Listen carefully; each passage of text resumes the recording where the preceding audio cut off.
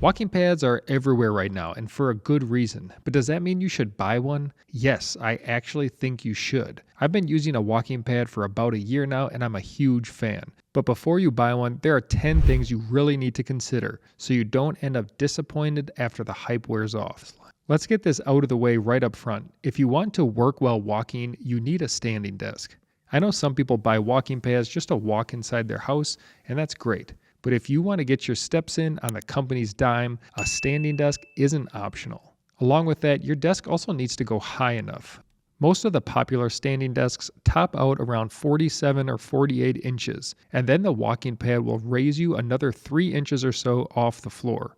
So if you're tall, this really matters. For example, at 6'2", my ideal standing desk height is around 44.5 inches. Add in the walking pad, and now I need roughly 47.5 inches, right at the limit of many desks. When people hear I use a walking pad at my desk, one of the first things they ask is, how can you actually work while doing that? And that's a fair question because walking while you work can be distracting. Even at slow speeds, your body is constantly moving, and that movement changes how steady your hands feel on a keyboard or mouse. If your work involves precision like video editing, spreadsheets, or any other detailed tasks, you'll notice this right away. This doesn't mean walking pads don't work while working. It just means that they're better for certain tasks. Emails, meetings, planning, these are all great times to walk. Having a stable standing desk can also help minimize that extra movement, but it doesn't eliminate this issue entirely. Deck size absolutely cannot be overlooked, and it's not just about length. Most of the popular walking pads use a deck that's around 37 inches long. For me, at 6'2", with the long legs and a naturally long stride, that length is just barely enough. It works, but again, it's right on that edge. If you're any taller, I strongly suggest buying a longer deck. But width matters too, especially depending on how you walk. Some people naturally walk with their feet angled outwards instead of straight ahead, and on a narrow deck that can feel cramped very quickly. Deck size also is important when you think about how easy it is to drift while walking. Walking at a desk helps keep you centered both front to back and side to side, but without help it's easy to slowly stray. This is why if you plan to use one of these away from the desk, I strongly recommend getting a model with some kind of handrail. Let me help set some expectations. A walking pad is not a treadmill. So on a treadmill, you have side rails, a front bar, and plenty of room to jog or run. They also give you space to step off to the side if you need a break. And while some try, walking pads just can't match that. To stop the ride, you have to shut it off or completely step off the treadmill while it's moving, and this can be jarring.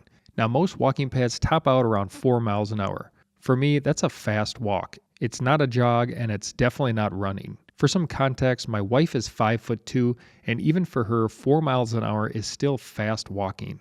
Marketing images make these speeds look more dramatic than they really are. These women can't be getting that intense of a run on these walking pads. Since you're not going to walk all day, using a walking pad usually means moving it into position to walk and then storing it somewhere when you're done. Most walking pads weigh in the 30 to 60 pound range, so they're not impossible to move. Most have wheels, but they're heavy enough that you're definitely going to notice the weight. Knowing you have to roll it over, line it up under your desk, and then move it back out when you're done can be a small but real hurdle. You also need to have space to store it. You might have room under your desk or against a wall, possibly under a couch, but not every office has a perfect spot. Personally, I usually lean mine up against the wall in my office. Now there's a fine balance here. You want the walking pad large enough to comfortably walk on, but also small enough that it's easy to move and store away. One little hack I found, I leave the cord plugged in under my desk and then unplug it from the walking pad for each session. When it's time to roll the walking pad out of the way and sit back down, you want that chair to be really comfortable. Click the link in the description to see our office chair buying guide, where we rank all of the most popular chairs. There's 3 different noise sources to contend with, so I'll break them down. The first is motor noise. Most walking pads are reasonably quiet at low speeds, but cheaper motors can have a louder hum and sometimes squeak when you walk fast. The second is tread noise. Now that's the sound of the belt moving over the deck and rollers. It's usually a steady background sound, but again, it gets louder as the speed increases.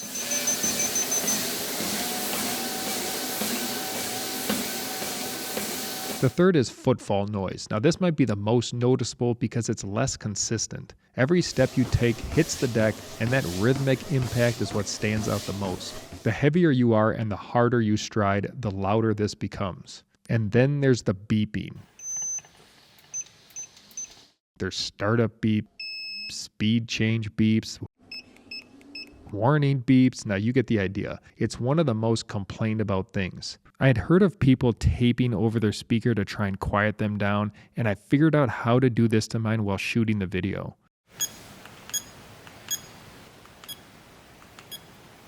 A mat or rug may help soften some of the sound, but walking pads are never silent. Horsepower and weight ratings are an important set of specs to look at when choosing a walking pad, and they matter even more if you plan on using the pad heavily. Most walking pads fall in the 2 to 2.5 horsepower range, with advertised weight capacities between 240 and 300 pounds. This will be sufficient for most people. This is where higher end models start to separate themselves. Some will use brushless motors, which tend to be quieter, run cooler, and last longer than the cheaper brushed motors. If you're planning to use a walking pad heavily, or if you're heavy yourself, it's worth prioritizing these specs. Your floor type matters more than you might expect. On hard floors, you'll want something underneath the walking pad, either a treadmill or hard chair mat, or maybe a low rug. This protects the floor, minimizes vibrations, and helps the walking pad run properly. Most manufacturers specifically say not to use walking pads directly on carpet. Carpet restricts airflow, it traps the heat, and it can cause the motor to work harder than it should.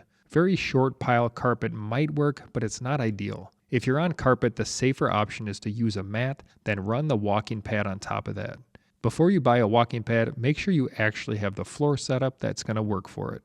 Walking pads sit very low to the ground, which means they naturally collect dust, hair, crumbs, and debris. Every 3 to 6 months, you'll want to do some basic upkeep. That means opening up the front and cleaning around the motor area. This was definitely overdue for mine, as you can see a lot of junk has built up in here. This is also the time and you should plan on oiling the belt. It's simple to do, and most pads come with some oil to get you started. Belts can also drift over time, so they may need occasional recentering or a tension adjustment. This is what it looks like when the tension is too loose on a belt. I would definitely not say that walking pads are high maintenance, but if you want it to last a long time, you need to take care of it.